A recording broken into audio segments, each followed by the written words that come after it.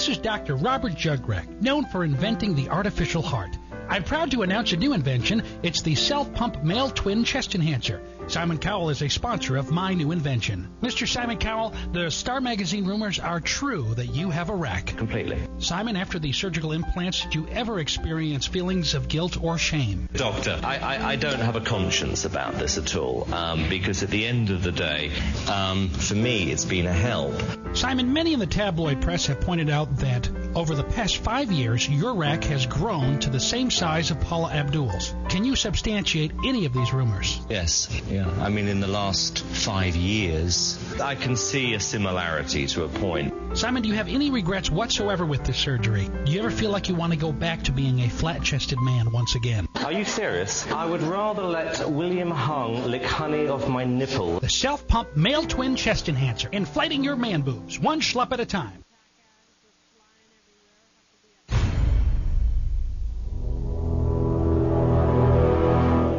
The X-Zone radio and TV show is largely an opinion talk show. All opinions, comments, or statements of fact expressed by Rob McConnell's guests are strictly their own and are not to be construed as those of the X-Zone radio and TV show or in any manner endorsed by Rob McConnell, Relmar McConnell Media Company, Talkstar Radio Network, its affiliated stations, or employees.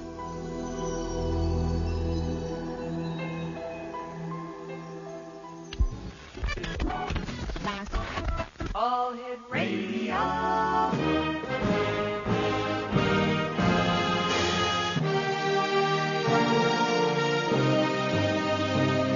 Welcome to the X Zone, a place where fact is fiction and fiction is reality.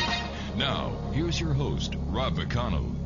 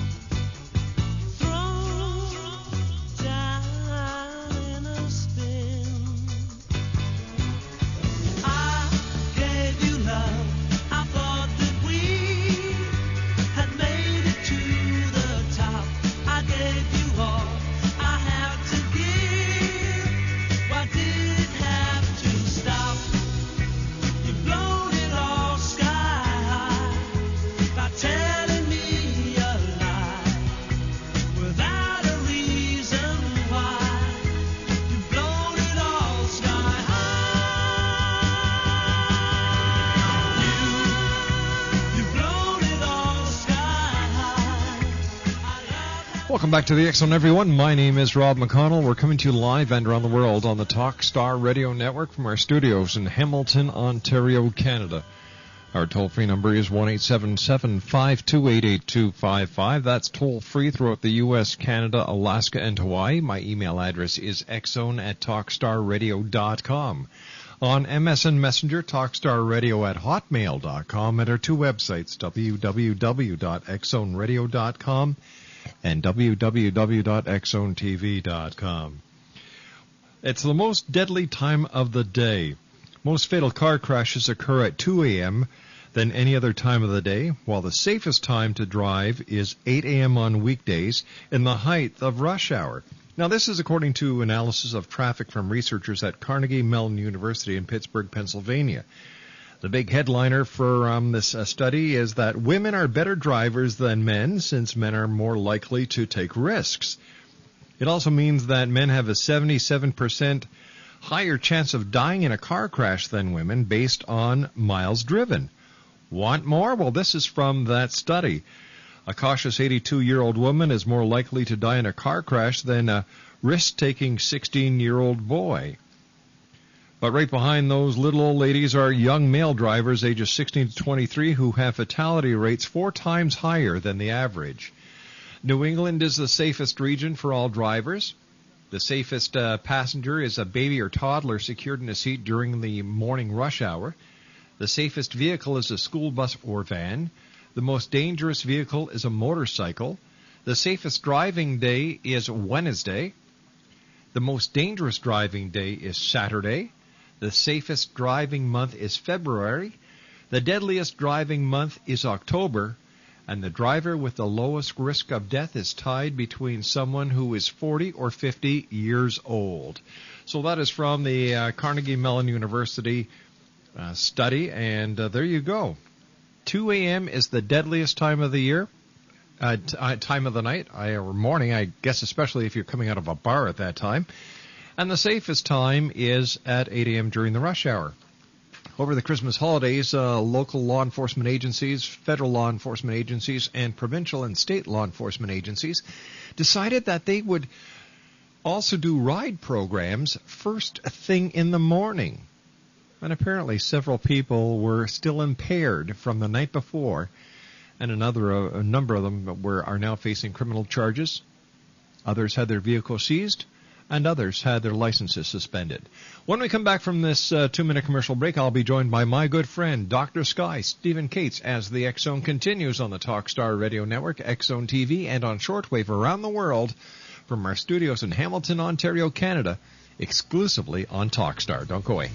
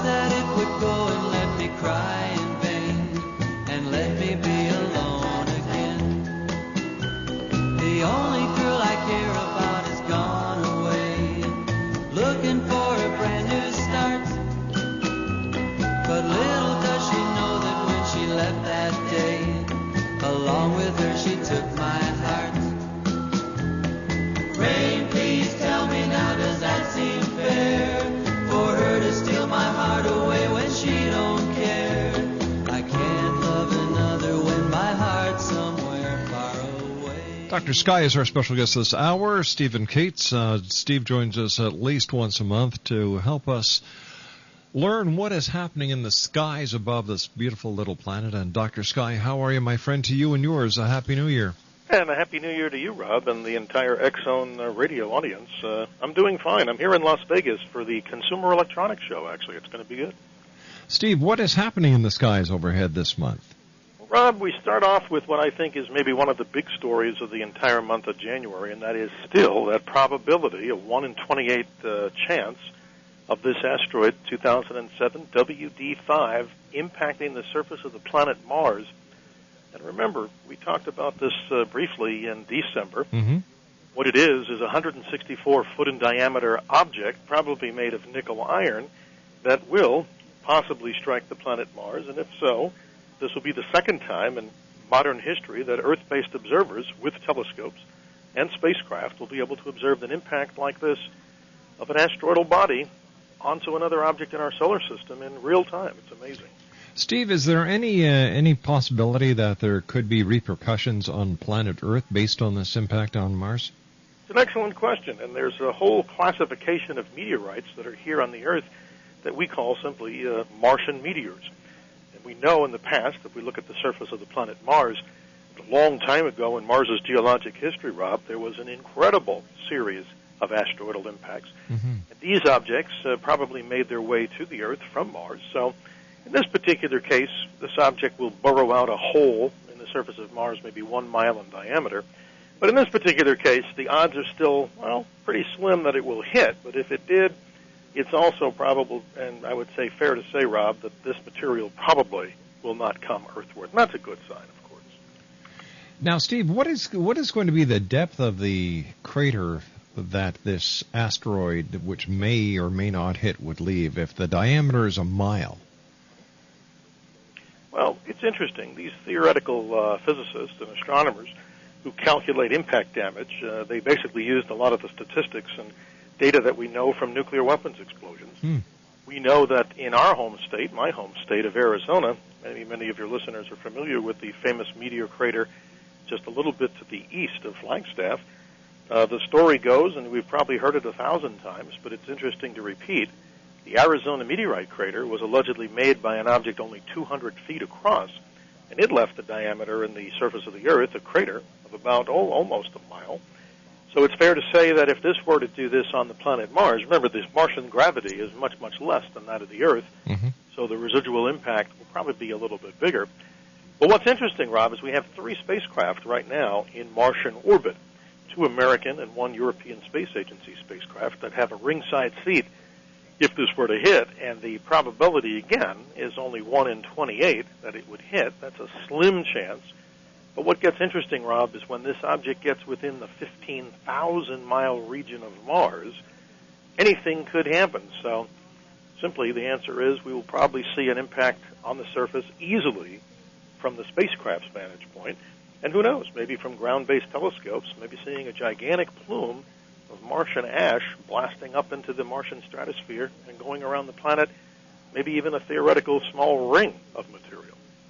I was just wondering, Dr. Sky, is, that if the asteroid will leave a crater a mile in diameter, if the depth of the crater would be conducive to a future mission, future robotic mission where they could actually send a robot to investigate what this asteroid has kicked up in depth. Oh, you bet. I mean, that would be a great probability of doing something like that. And it's kind of interesting. The Opportunity spacecraft, according to the latest projections, would not be too far. I mean, it's certainly not within the capability of the Martian rover to make that journey, but we're still talking about, within the distance of maybe a couple of 100 miles.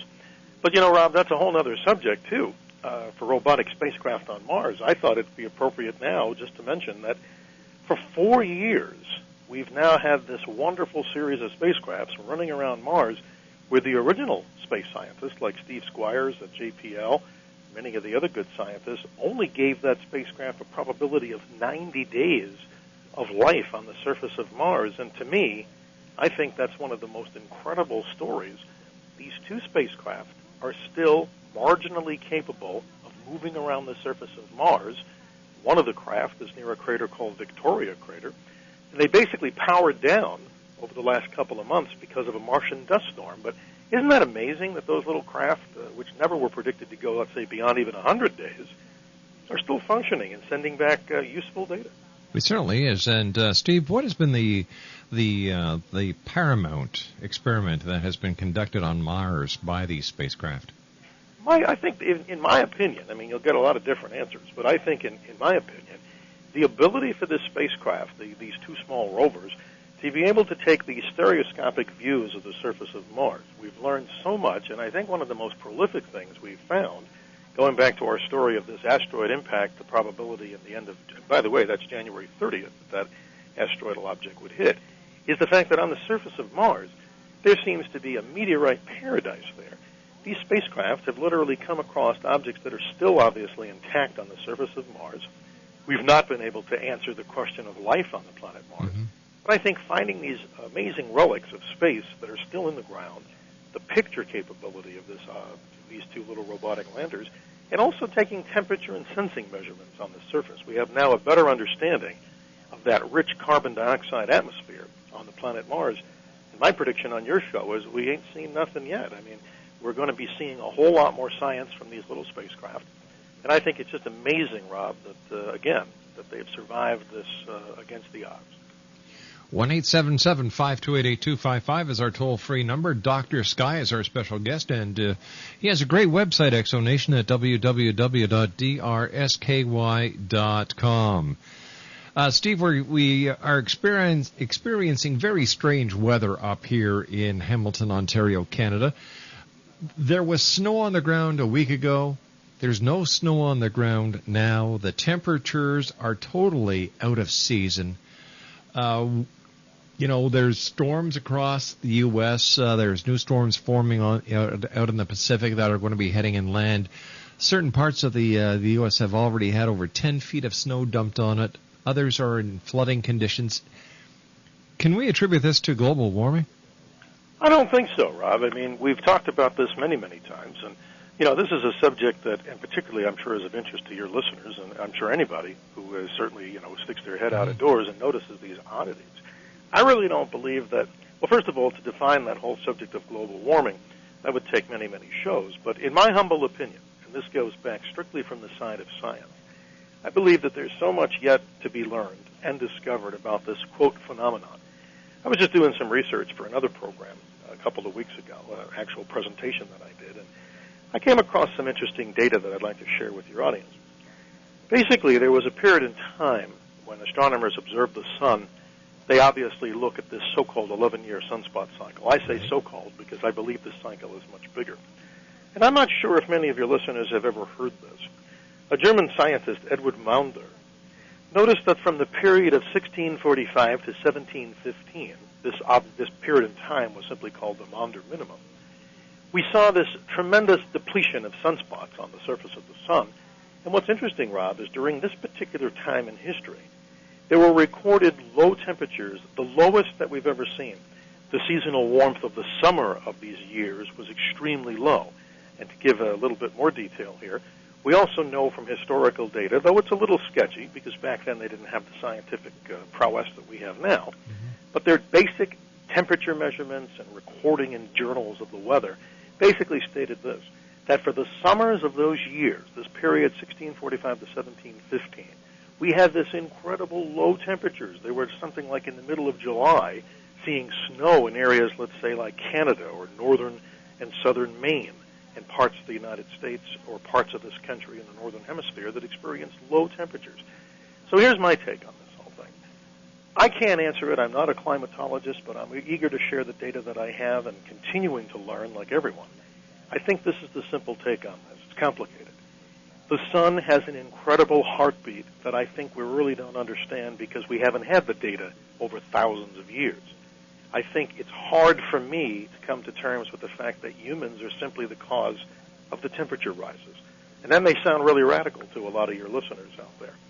I don't think there's any reason I can give for people to pollute the atmosphere or do anything like that at all. But, Rob, I think the jury's still out on this one, and I think bottom line on this is we just started a new solar cycle the other day. This is important. Solar cycle 24, which is just a measured repetition of the solar cycles, just a simple number, has started once again. And if this solar cycle is anything like we saw last time, right around the period of 2011 and 2012, and I know that's an important number on your show, and it's an important number to a lot of people, I think you're going to see the sun belching out incredible solar flares, and hopefully by then we'll have a little bit more information exactly how to kind of correlate these temperature changes on the Earth. But bottom line, very simple answer, I don't just attribute these changes to the phenomenon that people are describing as simply global warming. We need to know much more. All right, Steve, please stand by. You and I have to take our news break at the bottom of the hour. Exonation, Dr. Sky is our special guest. His website is www.drsky.com. That's www.drsky.com. Still to come on tonight's show, Patrick Cook will be joining me later on for the Cook Report. And I'd just like to remind you that these portions of the X Zone are being brought to you in part by Ken Klein Productions, bringing mysteries into the light of day. www.kenkleinproductions.net, and Technon, the science of survival. When danger strikes, are you prepared? Their website, www.technonllc.com. The X Zone with yours truly, Rob McConnell, will return on the other side of this news break as we continue to broadcast live and around the world from our studios in Hamilton, Ontario, Canada, exclusively on the Talkstar Radio Network. 1-877-528-8255 is our toll-free number. xzone@talkstarradio.com is my email address. On MSN Messenger, talkstarradio@hotmail.com, and our website, www.xzoneradio.com. Don't go away. I'll be back after the news. If you currently have a short-term fixed-rate home mortgage, you do need to listen to this. The mortgage industry is rapidly changing, and no one knows that better than your friends in the money business, Prime Pacific Capital. Every day, new guidelines are making it more and more difficult for homeowners to refinance the current mortgage. Don't get caught with the high interest rate and increased payments once that loan automatically adjusts. Interest rates are still low. Call Prime Pacific Capital today and refinance into a long-term, low-rate fixed mortgage. No matter what your credit situation or what state you live in, Prime Pacific Capital will work to secure a new loan for you. Don't count yourself out until you give us a call. A loan specialist is standing by to assist you with your free consultation. Make that call today. 1-866-464-1800. 1-866-464-1800. Call Prime Pacific Capital at 1-866-464-1800. I'll be home for Christmas. Premier Psychics understands that the holidays are wonderful, but can be very troublesome for those who are alone, lost, scared, and sad. Allow a Premier Psychic to guide you and accompany you for 10 full minutes at the low cost of only $25. As a holiday greeting to all first-time callers, at the completion of your first 10-minute call, an extra 10 free minutes will be added to your account to use with the psychic of your choice. Call Premier Psychics now on their toll-free number at 1-866-803-6593 or visit Premier Psychics online at www.premierpsychics.com. A very Merry Christmas and the best of the New Year to one and all from everyone at Premier Psychics, where the extra E in Premier stands for excellence.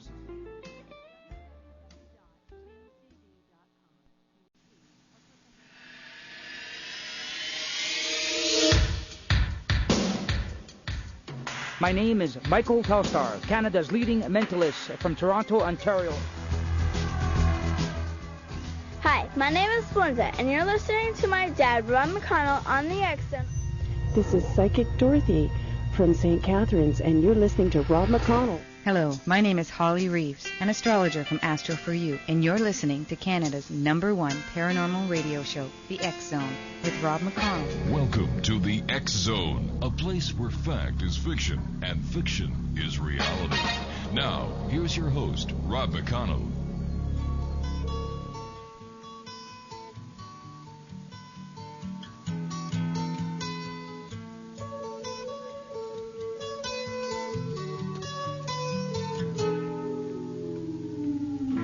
Comes the sun, here comes the sun, I say it's alright.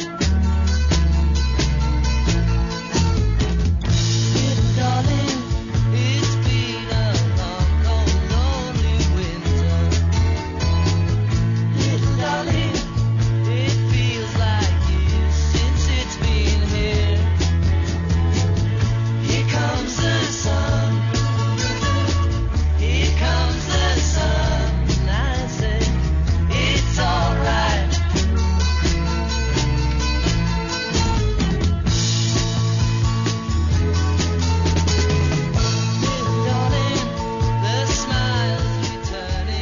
And welcome back to the X-Zone. My special guest this hour is Dr. Sky.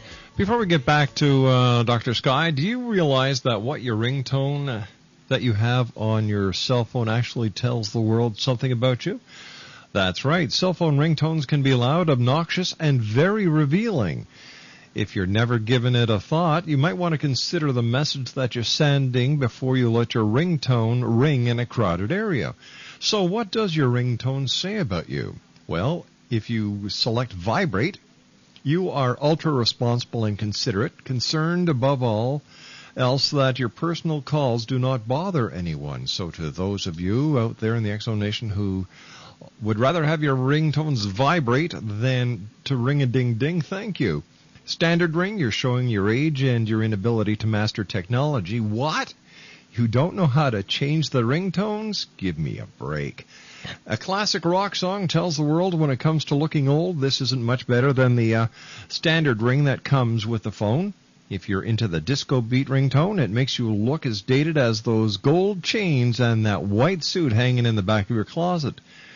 If you have a hip-hop or R&B ringtone, you're young, cool, and enjoy annoying the old folks, so you may delay answering your phone so they just hear that song a little bit longer.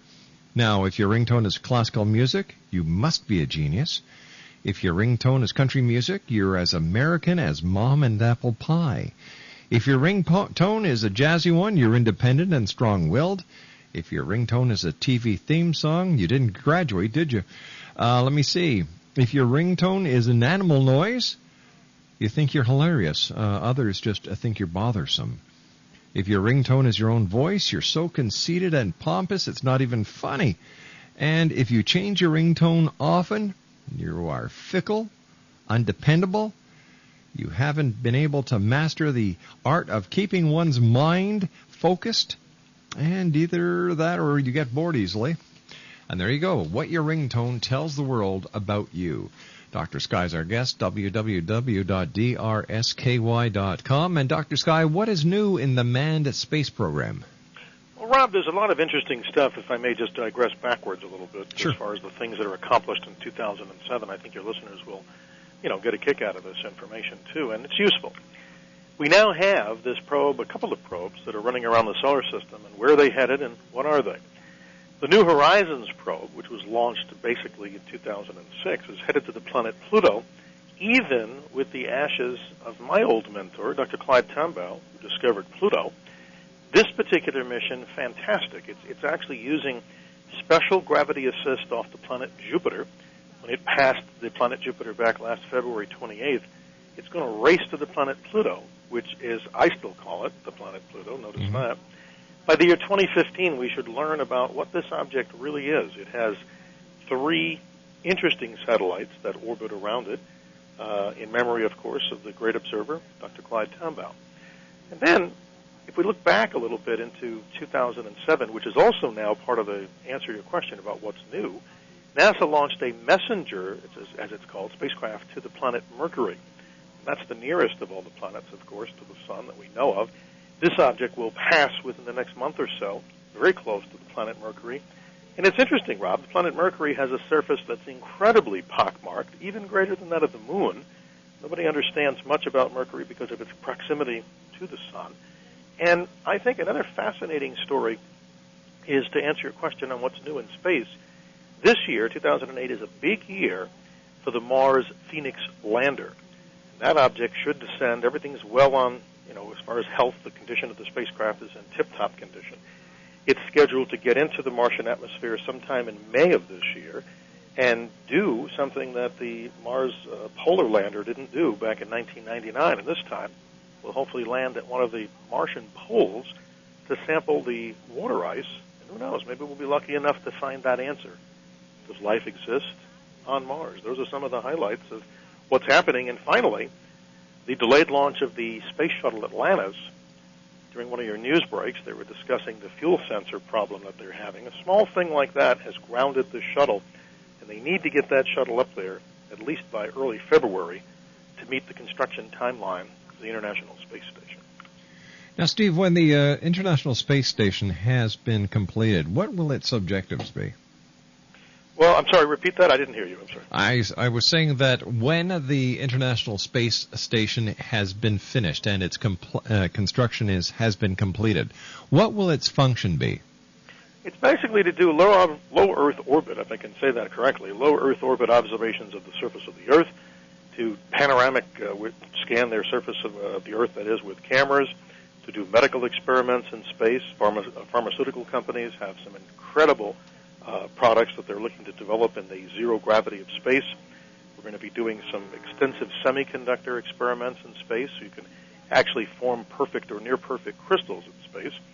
And my prediction, Rob, it's kind of a comical one to many, but I think after the money runs out of this incredibly large 650-foot object in space, the largest in space, I think one day you're going to see private enterprise put its thinking cap on and eventually turn that into one of the most outrageous and awesome space hotels for the future.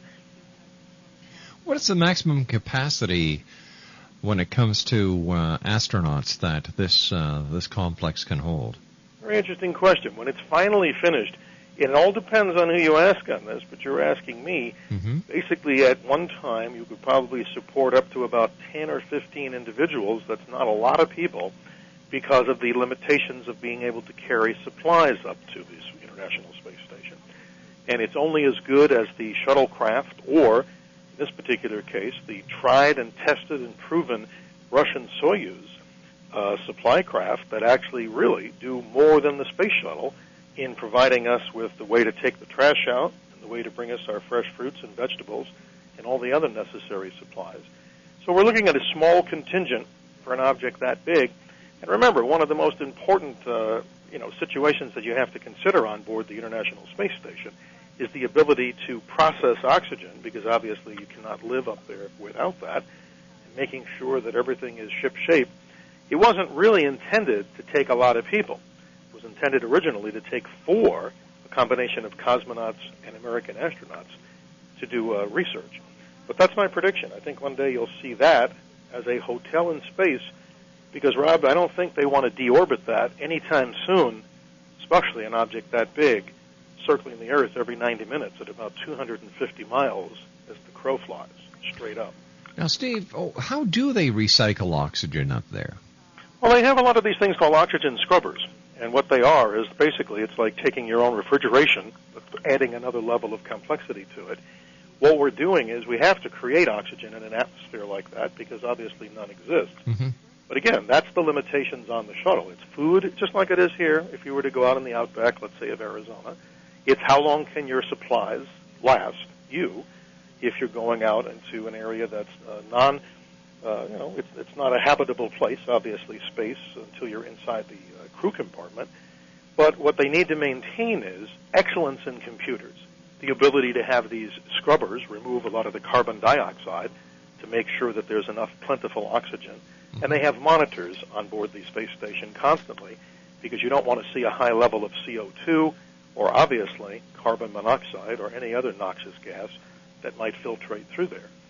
And we're learning something else too, Rob, which is maybe a little more into the medical world, that as astronauts or cosmonauts, if that's still a correct term for the Russian space scientists, a period of about a month or so, maybe even a little, if I stretch that maybe to 2 months, we start to see a potential for maybe 1% bone loss in our own bodies the longer we stay, obviously, up in space. And if you notice, though the Russian television has been more open now and much more open to the Western press, you notice sometimes when the cosmonauts and astronauts return to Earth, they obviously do that in that Soyuz spacecraft. And it's been described by many of the astronauts, American astronauts particularly, the ride through the atmosphere is a hellacious ride, they describe it as, like an express elevator to hell. But what's interesting is, every so often you'll see some of these television crews actually look at these individuals when they come back from space sitting in their couches. The point is, when you spend that much time in space, your muscles start to atrophy, and of course your bones start to lose mass. So bottom line, these people need to be assisted like they're senior citizens when they come back to Earth. It's an interesting thing, and all space travelers need to be cognizant of those facts for future missions, like let's say to Mars. Steve, if there was a medical emergency on the ISS, how would they get the astronaut back home? Well, this is an interesting question. The basic answer is this. There is an emergency escape vehicle attached to the International Space Station in the form of a Soyuz. If there was a catastrophic computer failure on board ISS, like we had, I believe, sometime last spring or summer, where the computer systems failed and the whole space station started to literally move in a yaw, pitch, and roll maneuver that wasn't planned, you could deorbit that particular Soyuz and return to Earth. But again, if you take up so many people, you have to have a way to return them to the Earth. So they have just enough spacecraft to cram 4 individuals, I believe, at best, into a Soyuz.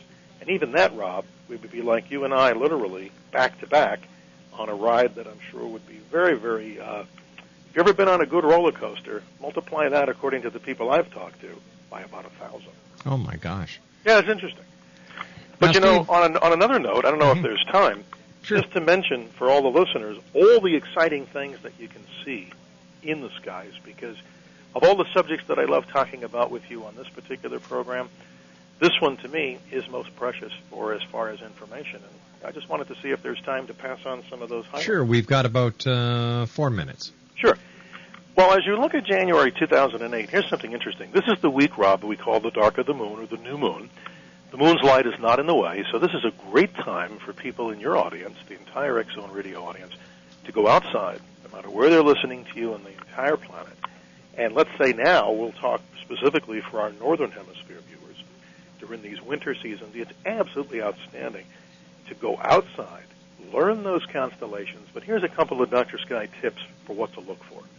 When you go out of doors just after sunset, look about 30 degrees or 40 degrees high, almost halfway up in the sky into the northeast. Mars is still blazing, Rob. It's fantastic.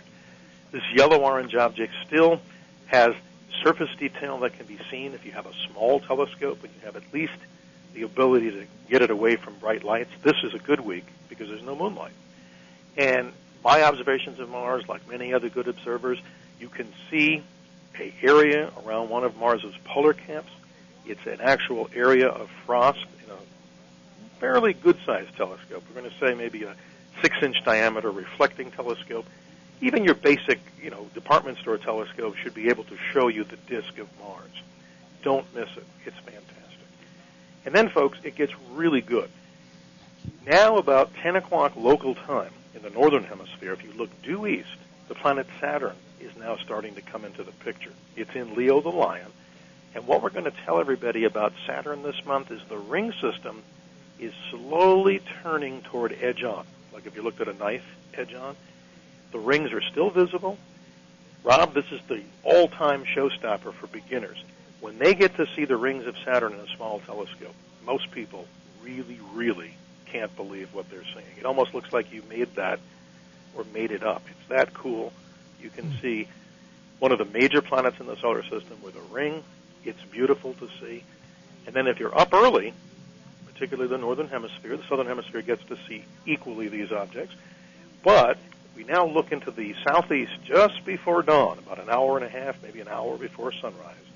You cannot mistake the bright beacon of light. That's Venus in the southeast. And it gets really good, Rob. On February the 1st, please note this down, folks, you will get to see Jupiter and Venus, the diameter in a conjunction, meaning they're coming together in the sky, of about less than the diameter of a full moon. Now, that's beautiful, seeing those two objects blazing in the sky. This is naked eye stuff. You don't need binoculars. It'll be a beautiful sight.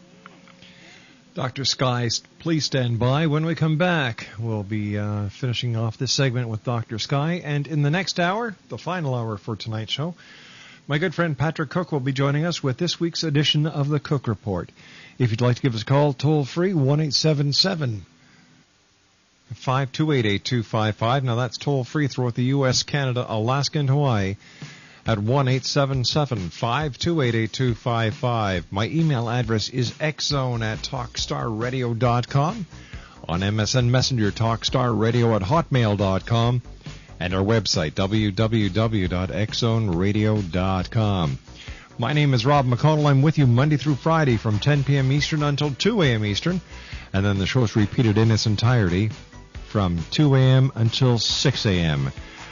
The X-Zone, a place where people dare to believe and dare to be heard. We'll be back on the other side of this commercial set with Dr. Sky as we continue live from our studios in Hamilton, Ontario, Canada, and around the world exclusively on Talkstar.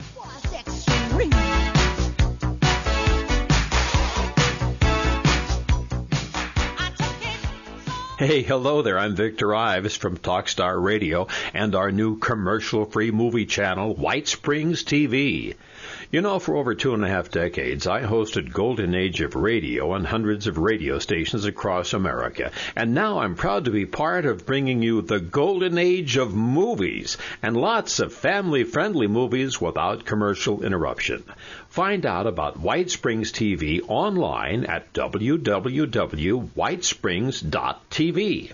It's free because we do have commercials between the movies while we present cartoons, musical shorts, previews, classic TV, special entertainment, and informational features. See it online at www.whitesprings.tv and on a growing list of TV stations and cable systems, as well as direct from space anywhere in the U.S., Canada, Mexico, and much of Central America. White Springs TV. Whether it's the arrival of Planet X in 2012, the Earth's crazy weather cycles, our deadly global warming, Armageddon, UFOs, ETs, terrorism, the critical mass 2008 presidential elections, Dr. Jason Rand talks the talk and walks the walk. Being a twice-nominated Grammy record producer, recording artist, publisher, lecturer, UFO ET researcher and investigator, and best-selling author of The Return of Planet X, Mankind's Ongoing Legacy with a Brown Dwarf Star, Dr. Jason Rand truly does walk the walk and talk the talk. For more information on Dr. Jason Rand or to order The Return of Planet X, visit his website at www.returnofplanet-x.com or call 901-336-9660. And where will you be in the year 2012?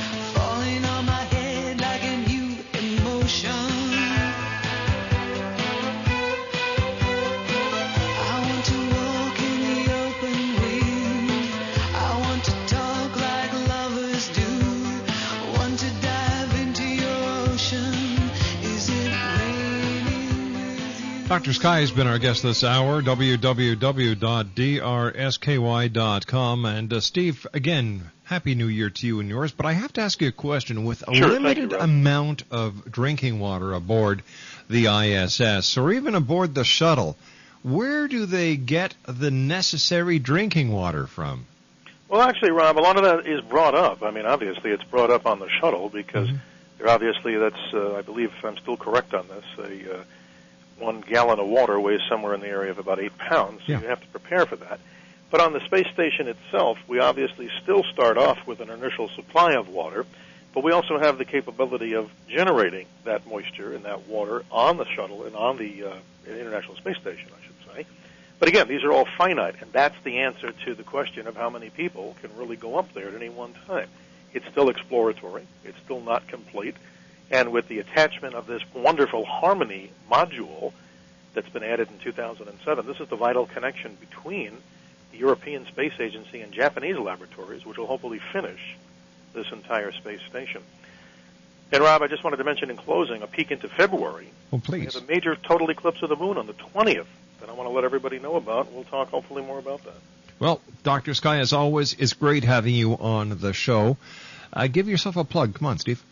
Well, I just tell people if they'd like to email me, my email is just drsky@cox, that's cox.net. And, of course, as Rob always politely says, www.drsky.com. I want to thank you, Rob, for having me on your show. It's really interesting. I love the show, and just wanted to say Happy New Year to the X Zone Radio Nation. Well, my friend, you'll be back with us next month. So, Steve, thanks very much. Take care of yourself, and keep looking up at the sky for us. Thank you, Rob. My pleasure. Have a good morning. Good night, Dr. Sky. www.drsky.com. Now, when I come back from this news break at the top of the hour, Patrick Cook will be joining me for this week's edition of the Cook Report. And if you'd like to check out Dr. Cook. Yeah, right. If you'd like to check out Pat's website, www.bibleufo.com. Once again, I'd like to say hello to a couple of our sponsors, the good people at Ken Klein Productions, www.kenkleinproductions.net, bringing mysteries into the light of day, and the people at Technon, the science of survival. When danger strikes, are you going to be ready? Check out www.technonllc.com. I'll be back on the other side of the news from our studios in Hamilton, Ontario, Canada, exclusively on Talkstar. Overload, it was extreme.